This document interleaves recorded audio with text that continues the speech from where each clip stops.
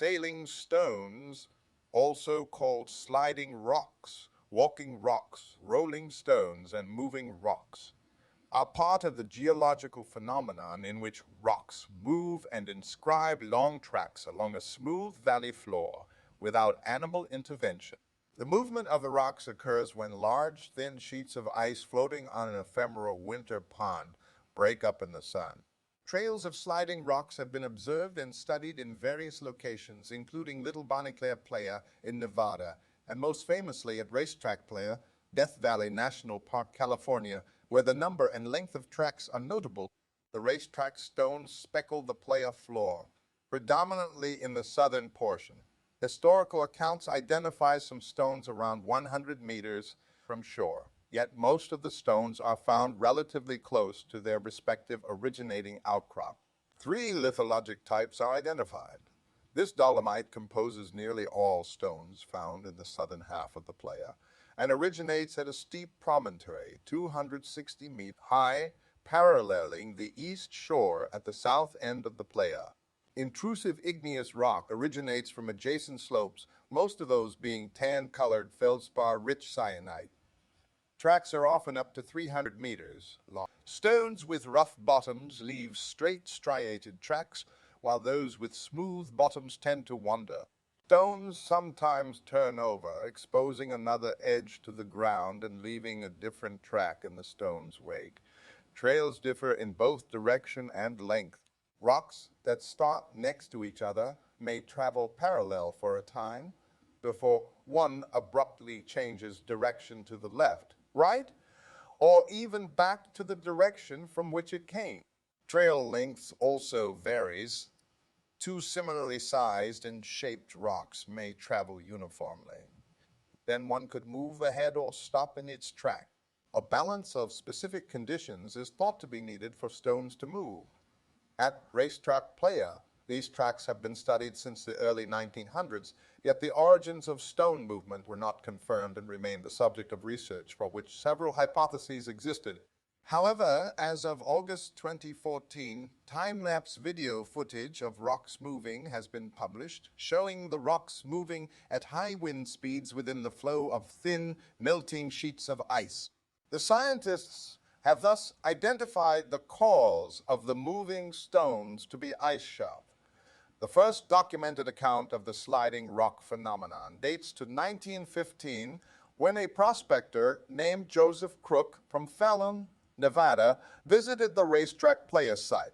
In the following years, the racetrack sparked interest from geologists Jim McAllister and Alan Agnew, who mapped the bedrock of the area in 1948 and published the earliest report about the sliding rocks in a Geologic Society of America bulletin. Their publication gave a brief description of the play of furrows and scrapers, stating that no exact measurements had been taken and suggesting that furrows were the remnants of scrapers propelled by strong gusts of wind, such as the variable winds that produce dust devils over a muddy playa floor. Controversy over the origin of the furrows prompted the search for the occurrence of similar phenomena at other locations. Such a location was found at Little Bonnie Playa in Nye County, Nevada, and the phenomenon was studied there as well. Naturalists from the National Park Service later wrote more detailed descriptions, and Life magazine featured a set of photographs from the racetrack. In 1952, a National Park Service ranger named Louis G. Kirk recorded detailed observations of furrow length, width, and general course. He sought simply to investigate and record evidence of the moving rock phenomenon, not to hypothesize or create an extensive scientific report. Speculation about how the stones move started at this time. Various and sometimes idiosyncratic possible explanations have been put forward over the years that have ranged from the supernatural to the complex. Most hypotheses favored by interested geologists posit that strong winds when the mud is wet are at least in part responsible. Some stones weigh as much as a human, which some researchers, such as geologist George M. Stanley, who published a paper on the topic in 1955, feel is too heavy for the area's winds to move. After extensive track mapping and research on rotation of the tracks in relation to ice flow rotation, Stanley maintained that ice sheets around the stones either help to catch the wind or that ice flows initiate rock movement.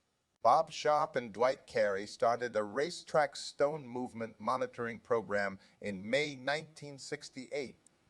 Eventually, 30 stones with fresh tracks were labeled and stakes were used to mark their location. Each stone was given a name, and changes in the stone's positions were recorded over a 7-year period. Sharp and Carey also tested the ice flow hypothesis by corralling selected stones. If a sheet of ice around the stones either increased wind-catching surface area or helped move the stones by dragging them along in ice flows, then the rebar should at least slow down and deflect the movement. Neither appeared to occur. The stone barely missed a rebar as it moved 8.5 meters, 28 F, to the northwest out of the corral in the first winter. Two heavier stones were placed in the corral at the same time. One moved 5 years later in the same direction as the first, but its companion did not move during the study period. This indicated that if ice played a part in stone movement, then ice collars around stones must be small. 10 of the initial 30 stones moved in the first winter with Marianne Stoney. No stones were confirmed to have moved in the summer, and in some winters, none or only a few stones moved. In the end, all but 2 of the monitored stones moved during the 7-year study. The largest stone to move was 36 kilograms. Physicist Bacon et al., studying the phenomenon in 1996, informed by studies in Owen's Dry Lake Playa, discovered that winds blowing on playa surfaces can be compressed and intensified because of a playa's smooth, flat surfaces.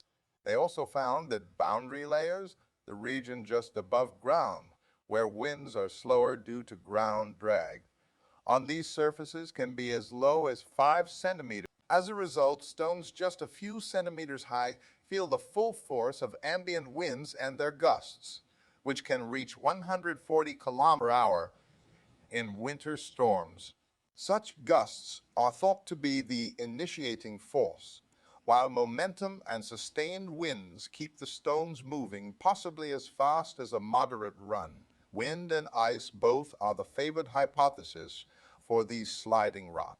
Noted in Surface Processes and Landforms, Don J. Easterbrook mentions that because of the lack of parallel paths between some rock paths, this could be caused by degenerating ice flows resulting in alternate routes. Though the ice breaks up into smaller blocks, it is still necessary for the rocks to slide. Further understanding of the geologic processes at work in racetrack playa goes hand in hand with technological development. In 2009, development of inexpensive time-lapse digital cameras allowed the capturing of transient meteorological phenomena, including dust devils and playa flooding. These cameras were aimed at capturing various stages of the previously mentioned phenomena, though discussion of the sliding stones ensued. The developers of photographic technology described the difficulty of capturing the racetrack's stealthy rocks, as movements only occur about once every 3 years and they believed lasted about 10 seconds. Their next identified advancement was wind-triggered imagery, vastly reducing the 10 million seconds of non-transit time they had to sift through. It was postulated that small rafts of ice form around the rocks, and the rocks are buoyantly floated off the soft bed, thus reducing the reaction and friction forces at the bed. Since this effect depends on reducing friction and not on increasing the wind drag, these ice cakes need not have a particularly large surface area if the ice is adequately thick, as the minimal friction allows the rocks to be moved by arbitrarily light wind. Reinforcing the ice raft theory, a research study pointed out narrowing trails, intermittent springs, and trail ends having no rocks. The study identified that water drained from higher area into the playa while ice covered the intermittent lake. This suggests that this water buoyantly lifts the ice flows with embedded rocks until friction with the playa bed is reduced sufficiently for wind to move them and cause the observed tracks The study also analyses an artificial ditch intended to prevent visitors from driving on the playa and concludes that it may interfere with rock sliding.